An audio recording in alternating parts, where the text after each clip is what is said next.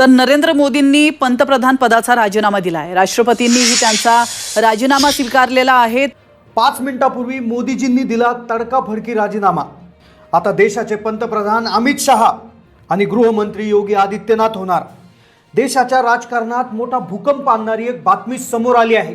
विरोधी पक्षाने ठामपणे सांगितलं होतं की 19 डिसेंबरला मोदी पायउतार होतील आणि सरकार पडेल, पण 19 डिसेंबरला काहीच झालं नाही। 19 तारखेला अमेरिकेत गदारोळ झाला, पण आज जे अचानक घडलं, जी बातमी आली ती ऐकून संपूर्ण देशाच्या पायाखालची जमीन सरकली। मग नेमकं असं आज काय घडलं? अचानक मोदीजींनी का राजीनामा दिला? नवीन पंतप्रधान अमित शहा कशा पद्धतीने होणार? योगी आदित्यनाथ गृहमंत्री कशा पद्धतीने होणार? आपल्या राज्याचे मुख्यमंत्री देवेंद्र फडणवीस यांना दिल्लीत कोणतं मोठं पद मिळणार? चला जाणून घेऊया या प्रकरणाचा संपूर्ण सविस्तर रिपोर्ट। संपूर्ण देशाला हादरवणारी एक बातमी समोर आली, ती म्हणजे मोदीजींनी राजीनामा दिला। आता नवीन पंतप्रधान अमित शहा। आता ही बातमी येण्यामागचं कारण ठरलं 19 तारखेची ती धक्कादायक खुलासा करणारी एल्फस्टीन फाईल। एक फाईल जी अमेरिकेमध्ये उघड झाली, जिच्यामध्ये असे व्हिडिओज आणि असे फोटो होते ज्यामध्ये जगातील अगदी दिग्गज लोकांनी केलेले काही काळे कारनामे होते, ते उघड झाले। विरोधी पक्षाने आधीच सांगितलं होतं की 19 डिसेंबरला महाराष्ट्र देशातलं सरकार पडणार, पण त्या दिवशी भारतात काही झालं नाही, पण ते आज झालं। दिल्लीच्या कॉरिडॉरमध्ये कुजबूज सुरू झाली होती। मोदी पायउतार होत आहेत आणि देशाची धुरा आता कोणाच्या हाती जाणार? कोण नवीन पंतप्रधान म्हणून शपथ घेणार? एका रात्रीत एका झटक्यात सगळं बदलणार होतं। 19 तारखेला जो भूकंप येणार होता तो आला होता, आज अचानक आला होता। अमेरिकेत जी नाव उघड झाली, ज्या गलिच्छ सीडीज आणि फोटो चर्चा होत्या, त्याचे धागेदोरे दिल्लीपर्यंत पोहोचले होते का? कारण बाहेर काँग्रेसच्या नेत्यांमध्ये आनंद उत्सव साजरा करण्याची तयारी सुरू होती। विरोधकांना जणू आधीच कुणकुण लागली होती, आज साहेबांची खुर्ची जाणार। पण मोदींनी तो पेन कागदावर टेकवला। कागद घेऊन मोदी बसले होते, तिथेच भारताचा इतिहास थांबला। नेमकं काय घडलं अचानक? काल रात्री असं अचानक काय घडलं? 19 डिसेंबरच्या त्या फाईलचं गुप्त कनेक्शन नेमकं काय? असं अचानक काय झालं की मोदींच्या राजीनाम्याची बातमी समोर आली? स्थळ होतं दिल्लीतील कल्याण मार्ग, जिथे पक्षांची पानेही परवानगीशिवाय हलत नाही। तिथे आज भयान शांतता होती। पंतप्रधान मोदी त्यांच्या मुख्य कक्षात बसले होते। नेहमी कडक इस्त्रीच्या जॅकेटमध्ये दिसणारे मोदी आज मात्र थकलेले वाटत होते। त्यांच्या टेबलावर एकच फाईल होती, ती म्हणजे राजीनामा। बाहेरच्या वेटिंग रूममध्ये ज्येष्ठ मंत्र्यांची रांग लागली होती। वातावरण इतकं तंग होतं की ईसी चालू असूनही प्रत्येकाच्या कपाळावर घाम साठला होता। दुसरीकडे गृहमंत्री अमित शहा यांच्या निवासस्थानी कृष्ण मेनन मार्गावर वेगळ्याच हालचाली सुरू झाल्या होत्या। मध्यरात्री गाड्यांचा ताफा बाहेर पडला होता। गुप्त बैठकांचं सत्र सुरू झालं होतं। इकडे महाराष्ट्रात नागपुरात नितीन गडकरी आणि मुंबईत देवेंद्र फडणवीस यांच्या फोनची घंटी सतत वाजत होती। दिल्लीत काय चाललंय? साहेब खरोखर निर्णय घेतायत का? हाच एक प्रश्न भाजपाच्या शीर्ष नेत्यांना अस्वस्थ करत होता।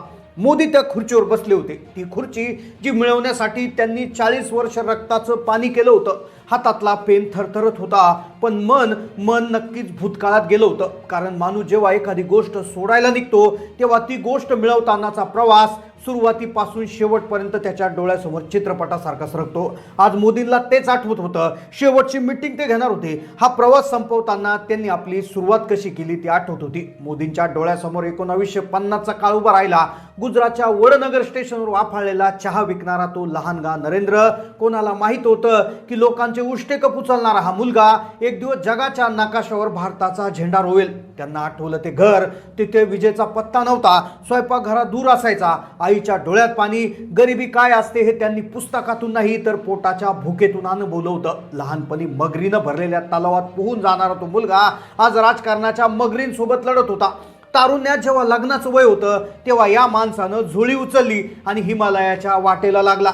संन्यास घ्यायचा होता, मोक्ष शोधायचा होता, पण नियतीला मंजूर नव्हतं। त्यांना एका फकीराने सांगितलं, तुझं कार्य हिमालयात नाही तर समाजात आहे।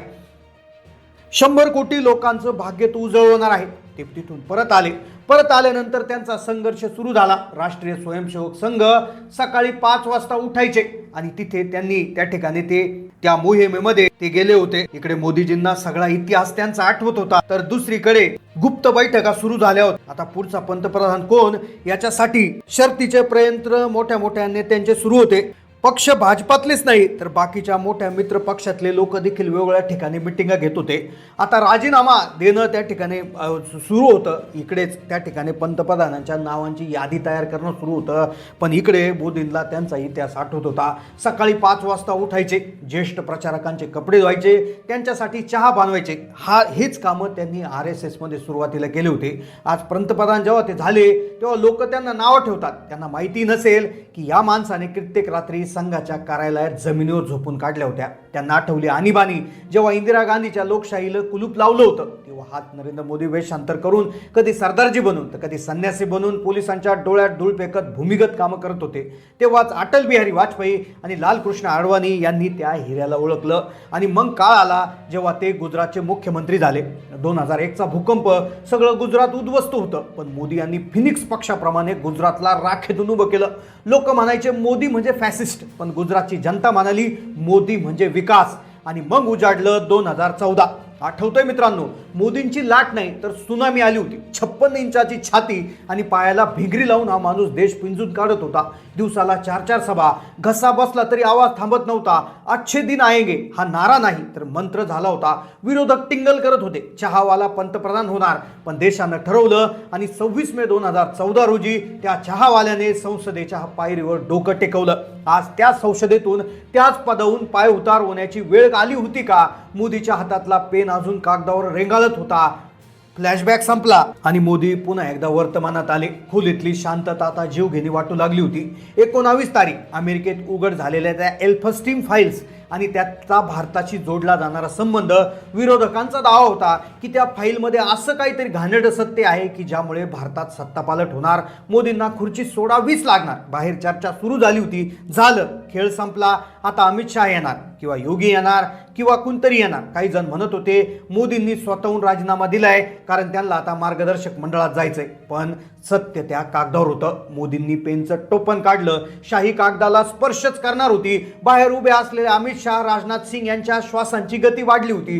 काँग्रेसच्या गोटात आनंदाच्या उकळ्या फुटत होत्या. सोशल मीडियावर मेसेज व्हायरल होत होते.